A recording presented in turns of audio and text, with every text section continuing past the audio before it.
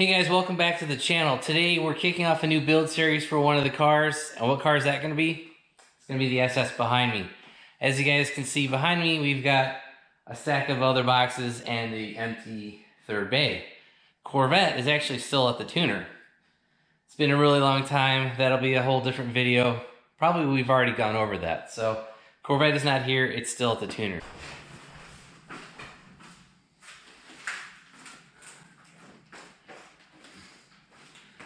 Alright guys, as you can see, we've got one beat up box. Wow. So let's get that thing open. Alright guys, we got one beat up box and it is very heavy. I actually don't know what the weight on it was. So this box weighs 45 pounds and it's got something big, bulky, and heavy in it. And we'll show you what it is in a second.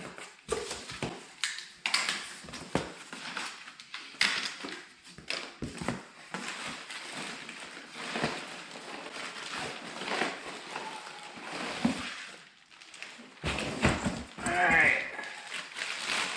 So we got that opened up. What's in the box? Guys, finally got a torque converter for the SS. This is a brand new torque converter from General Motors. It is for a CTS-V or a ZL1, and the GM part number is 24242552. So we ordered this torque converter from Skog & Dickey out of Texas, and overall, as you guys can see, it's in pretty good shape and made it through shipping without any major damage or anything. Let's just check over the rest of it. Nope, nothing too crazy. And honestly guys, the box doesn't have any holes in it. It just was beat the hell up. So that might be something you guys should be aware of. So anyway, here's what's in the box, and the main point of this next build is this ZL1 torque converter. So you guys might be wondering why I've decided to go with a ZL1 torque converter in the SS. Well, basically, it's because right now I cannot stall the car at the drag strip at all. Every time I try to stall it, build a little bit of boost, the car pushes through the lights every time. I believe the stock stall in the SS is somewhere between like 1500 and 1800 RPM, and the stall range for the ZL1 is going to be between 2000 and 2400 RPM. That'll put me in a better power band, stalling it at the light, and hopefully increase the 60 foot. Because like 1 or 2 tenths in the 60 foot is basically, so if I think right now the best the car has gone is a 1.7 something 60 foot. If I can get that down to like a 1.5 or a 1.6, which should be doable, maybe a 1.6, maybe if I can just drop another tenth, that's like 2 tenths in a quarter mile. So, and the fastest the car has gone the way it currently sits is a 11.4, maybe that can get me down to 11.2 and 11.1, something like that. And that was without the skinnies on there. So, we're going to have a little bit of adjustment to do, test and tune, messing around with the setup, but hopefully this stall converter will help us get to that better 60 foot time. Now let's show you the progress that we've made on the car. Now you guys will see the car is on the lift and we have torn a whole bunch of this apart. The coil packs, I removed the spark plug wires, I took out the spark plugs. I also took out the passenger side header because, as you guys can see, the starter is right here. And you have to take the starter out to get to the flex plate to torque converter bolts. And to get that room, there's no other way to do it but without pulling the starter. And I tried pulling the starter without taking the header out. I even followed like the Pontiac G8 guide, said like, take all your bolts out except for the front two. That should give you enough room to get it out. Guys, maybe it's because I have Cook's long tube headers on there. I thought that video, or that write-up, was about a long tube header car, a car with headers on it, but Maybe with the stock manifold you can get them out, but man, with this, you know, with these cooks, there's no way that was coming out. So, and then as you guys will see, the engine bay is tilted back. It's because I have the engine and trans, you know, sitting on the trans jack. That will be coming out next. And also back here, you guys will be able to see that I removed the stock drive shaft. Alright guys, I've gotten all of the flex plate bolts off, like I said. I also got all the transmission bolts out. So, in theory, this thing should be able to wiggle it off the dowel pins. Wow, that was a lot easier than I thought it was going to be. So, it's off the dowel pins. I'm going to move the trans back a little bit. Alright. Now, we can go ahead and lower this down. Just adjusting it a little bit. I think we're good. Now guys, you do not want this transmission to fall on you. Oh. You know what I forgot to do? I forgot to disconnect the transmission cooler lines. So, let's go ahead and do that.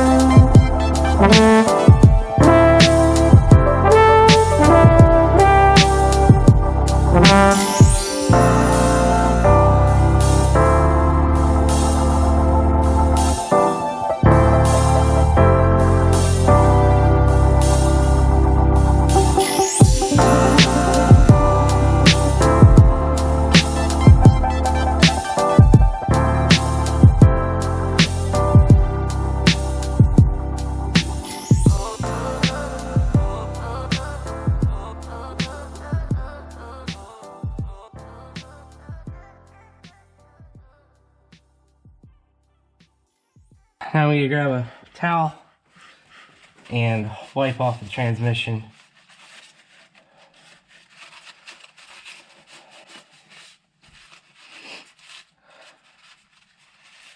Alright guys, so that's it. Pretty much just pull the torque converter off and should be good to go. Now I need to go get the ZL1 torque converter, put fluid in it, and go from there. The torque converter actually comes pre-filled But just to make sure we're safe on the fluid level, I did pour a little bit more trans fluid in.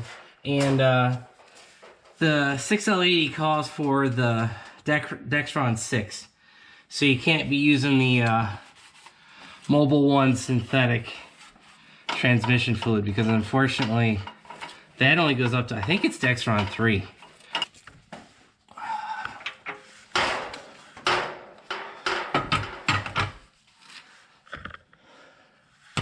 Alright guys, we got the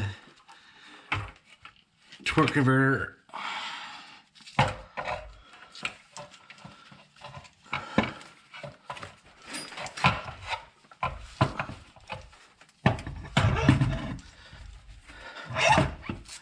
Alright, so we got it on, and you need to hear it click twice.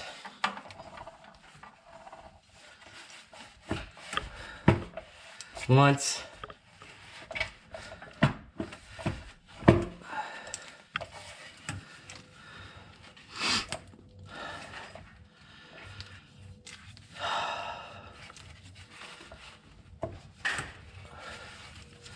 I think that's it. Oh, there you go. I got the second. You just kind of have to press up with your thumb here and press back, and it'll click twice. So now we're good. We did get its seat all the way, and we should be good. So, you know guys, we didn't lose much fluid down in here. Only really one drop. Wow. That's not bad at all, considering. So, we are good to go on the torque converter. Now we can just go ahead and get the transmission up back into the car. Alright guys, you can see that I have the transmission back in place. I have not put the transmission cross member back in yet. I'm still waiting to do a couple things. I did get the transmission to engine mount bolts in. These are 37 foot-pounds, and the top ones, guys, you can't see them, but they were a total pain to get up to. So those sucked. So pretty much the only thing we gotta do left is put the starter back in, do the torque converter bolts like I said, and then reassemble everything, drive shaft, exhaust, and also fill the transmission. Hey guys, no, this is not another driving vlog. This is a in-video driving vlog. Basically, I wanted to update you guys on the SS. You guys saw us install the torque converter. You saw us install the transmission back into the car. But that was pretty much the end of the footage there. I got really sick. My allergies have been bothering me the last week or so. I got really sick over the last couple of days, and I had to get the car done because I've got an appointment on Friday to go get the car tuned. And so I had to get the car done, and I didn't film anything. I just got into the car feeling really bad, and you guys could probably still hear it a little bit. And you know, I just busted my butt to get that car done. And so, you know, I finished putting the transmission back together. I finished putting the headers in, actually the passenger side header, putting the starter in, putting the drive shaft in, the exhaust. You know, all of the basically just bolts, you know, bolt together stuff, nothing too crazy. You know, really the only thing you need to do is just research, you know, torque specs. All of that information's online. Like the bell housing bolts for the transmission and the starter are all 37 foot-pounds. The torque converter flex plate bolts, those are 46 foot-pounds. And really the only other one you need to know, with the drive shaft, the rear to the diff, that's 85 foot-pounds, and the front to the transmission is 72 foot-pounds. So that's really the only things you need to know. Now the cross member, like I said, I don't remember. It's the only one I can't think of off the top of my head. But just type in Pontiac G8 or Chevy SS, you know, torque, like the item name and then torque spec, and you'll pretty much find it. You know, it's not too difficult. All this stuff's pretty readily available. And I don't have a GM, you know, assembly guide or whatever. You know, the car service manual, I don't have that, but all that information, because these cars are, you know, muscle car, V8 cars, whatever. All that information is readily available because a lot of people are putting in torque converters, you know, taking these exhaust off, putting transmission in. All that information is out there, so it's not super hard to find. So, why are we in the car today? Today we're actually headed to GM because I need to go buy more transmission fluid. Previous jugs I bought on Amazon, they got to my house in a couple days, but like I said, I've got an appointment at the end of this week to go get the car retuned, and so I don't have time to wait for Amazon, so I have to go pick it up now. I already called the dealership. We're going to Park Chevrolet in Huntersville. It's east of where I'm at. We're here at Park Chevrolet, and they have a ZL1 1LE. It's a pretty sick car. Oh, brand new, they just sold it. But yeah, so this is a smaller dealership here. They don't really sell a ton of performance cars. Like, they used to carry a bunch of Camaros and a couple Corvettes, but you know, mostly it's like used cars and trucks. They don't, I don't know, maybe they've just cut incentives or something like that.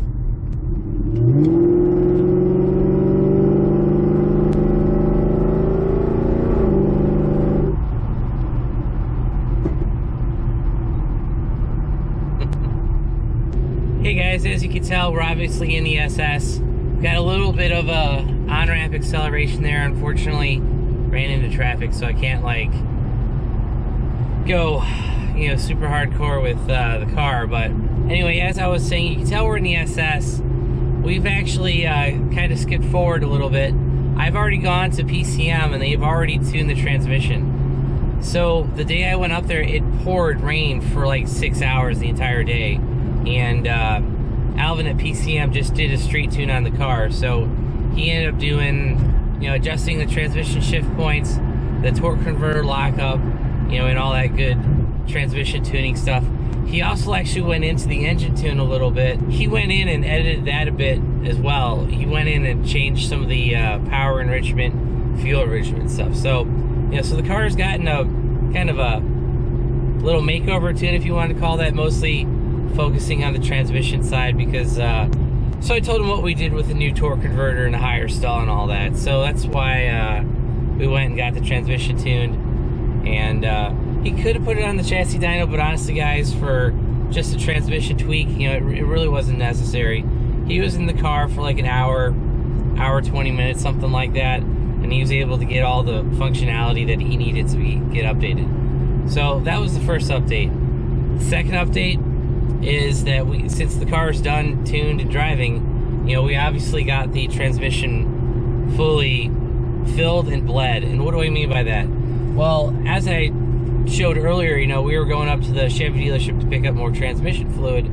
We ended up putting almost 12 quarts of fluid in here. I believe it was like 10.5 to 11, maybe a little bit over 11. So with the bigger transmission pan and the bigger transmission cooler, we gained a bit of capacity, you know, over stocks. So bleeding out the transmission on these cars is pretty simple. What you got to do is A, put the car on a lift or 4 jack stands, make sure that it's level, and B, you got to get the operating temperature up to 85 degrees minimum. I believe the operating range is 85 to 122.